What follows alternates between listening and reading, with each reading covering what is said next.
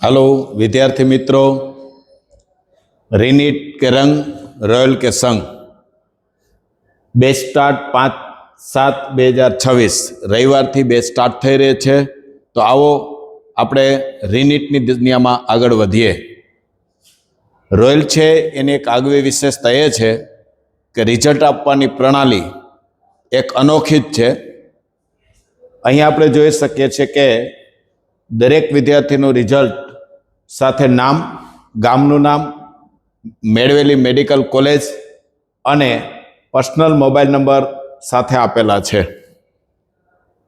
અહીંયા 5 વર્ષથી આજે રીનીટ સ્ટાર્ટ છે, જેની અંદર એક આગવી વિશેષતા સાથે ગુજરાતમાં એક અનોખો જ પ્રયોગ છે અને રોયલ એક જ માત્ર એક પ્રયોગ દર્શાવે છે કે જેમાં રીનીટ રોયલમાં કરવામાં આવે તો 100 માર્કનો વધારો ન થાય। જેમ કે 443 માર્ક હોય, 543 માર્ક ન થાય તો શૈક્ષણિક ફી સંપૂર્ણ પરત આપે છે કે માત્ર ભ્રામક રજૂઆત જ છે કે એની ખરાઈ કરવા માટે પ્રથમ નંબરથી લાસ્ટ નંબર સુધી બધા જ વિદ્યાર્થીની ડેટાઓ આપેલા છે કે જેમાંથી કોઈ પણ વિદ્યાર્થી પાસે તમે એ ખરાઈ કરી શકો છો અને તમારે રીનીટ માટેની સાચી અને સારી માહિતી આ વિદ્યાર્થીઓ દ્વારા તમે પ્રાપ્ત કરી શકો છો। હું એવું સ્પષ્ટ માનું છું કે જે વિદ્યાર્થીઓ એ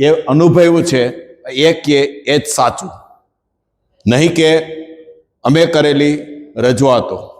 અહીં આપણે જોઈ શકીએ કે 2025નો કટ ઓફ આપેલો છે। ઓપન, ઈડબ્લ્યુએસ, ઓબીસી, એસસી અને એસટી કેટેગરીની અંદર જે મેરિટ છે એ 2025નું ખૂબ ટફ હતું। શા માટે? કારણ કે પેપર ટફ હોવાથી મેરિટ ઘણું ડાઉન છે। જેમ કે ઓપનમાં 524, જીમર્સમાં 484 અને સેલ્ફમાં 415 બધી જ કેટેગરીમાં મેરિટ આપેલું છે। 2026ની નીટની એક્ઝામ લેવાયેલી, પેપર ખૂબ સહેલું હતું, પરંતુ ગેરરીતિને કારણે બહાર આવતા વિદ્યાર્થીના હિતને ધ્યાનમાં રાખી એનટીએ ફરીથી પરીક્ષા પુનઃ લેવાનો નિર્ણય લીધો કે જે વિદ્યાર્થીના હિતમાં જ હતો અને 40 દિવસ આપી અને ફરીથી પરીક્ષા લેવાયેલી। જે પરીક્ષાનું પેપર પણ આપણે જોઈ શકીએ કે વિદ્યાર્થીઓને સરેરાશ ખૂબ અઘરું લાગેલું છે। આથી આપણે એમ કહી શકીએ કે એનું મેરિટ, એક્સેપ્ટેડ મેરિટ કેટલું હોઈ શકે? તો હું છેલ્લા 5 વર્ષ થયા આ મેરિટને આંકડાઓને ધ્યાનમાં રાખી અને દર વર્ષે એડવાન્સમાં તમને મેરિટ આપું છું અને એ મેરિટ લગભગ 5 થી 10 માર્કના વેરિએશન સાથે હોય છે। ગુજરાતમાં અમારી 7 થી 8 વ્યક્તિઓની આ મેરિટ કાઢવાની પદ્ધતિની એક ટીમ છે, જે ઘણા બધા એનાલિસિસ બાદ આ સર્વે આપે છે કે જે સર્વે તમારા માટે નીટની રિઝલ્ટ આવ્યા પછી તમને ક્યાં મળશે એ વિદ્યાર્થી અને વાલી બંનેનો એક દ્વિધાવર પ્રશ્ન હોય છે અને એનું એક સોલ્યુશન રૂપે અમે એક સહજ પ્રયાસ કર્યો છે કે જે વાસ્તવિકતાથી ખૂબ નજીક રહે છે એવી એક અમારી આશા છે અને એ તમારા માટે એક મદદરૂપ બની શકે। તો અહીંયા આપણે જોઈ શકીએ કે આ વર્ષે પણ આ મેરિટની સ્થિતિ એ લગભગ 2025ની નિયર એબાઉટ જ રહેશે। બીજી વસ્તુ ખાસ કે રોયલની અંદર બોયઝ અને ગર્લ્સ બંનેને રહેવાની વ્યવસ્થા અલગ અલગ છે। બંનેની બેચ અલગ વ્યવસ્થા સાથે રેસિડન્ટ કન્સેપ્ટથી એ રીનીટની સ્પેશિયલ બેચ કરાવવામાં આવે છે કે જેનું પરિણામ કેવું રહે છે તો એની તરફ આપણે જોઈ શકીએ, એક ઝલક જોઈએ તો આ વર્ષે 2026ની એક્ઝામ આપી એ રોયલની અંદર 60 વિદ્યાર્થીની બેચ હતી।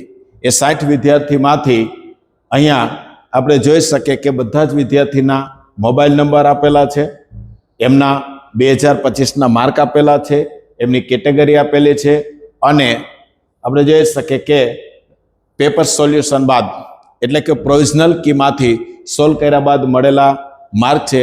જેમ કે અહીંયા 345 માર્કમાંથી પ્રથમ વિદ્યાર્થીને 585 માર્ક થયેલા છે અને જે ગવર્મેન્ટ એડમિશન મેળવવાની લાયકાત ધરાવે છે।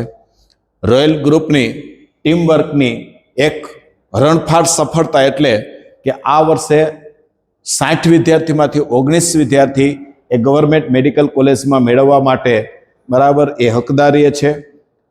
16 જેટલા વિદ્યાર્થી સેમીમાં એડમિશન મેળવવા માટે બરાબર લાયકાત પ્રાપ્ત કરે છે અને 14 થી 15 વિદ્યાર્થી એ સેલ્ફ મેડિકલ કોલેજમાં એડમિશન મેળવવા માટે એ હકદાર બન્યા છે. તો આ અમારી એક બરાબર જ્વલંત સફળતા છે કે જેમાં માત્ર 7 જ વિદ્યાર્થી એવા રહે છે કે જે એ MBBSના મેરિટથી વંચિત છે. પણ સ્વાભાવિક છે કે મિત્રો અમારી પાસે એ લોકોના માર્ક સરેરાશ ખૂબ નીચા છે. તમે જોઈ શકો કે માત્ર 240 માર્ક હોય, અહીંયા 224 છે, 270માંથી છે, 135 જ છે, 155 જ છે, 116 જ છે, 118 છે, 150 છે કે જેને MBBS સુધી પહોંચાડવા એ ખૂબ અઘરા હોય છે. સરેરાશ એ લોકોએ ખૂબ સારો ગ્રોથ પણ કરેલો છે, પરંતુ એક MBBSની બરાબર છે એડમિશન લેવા માટેની એક મર્યાદાને ઓળંગી શક્યા નથી.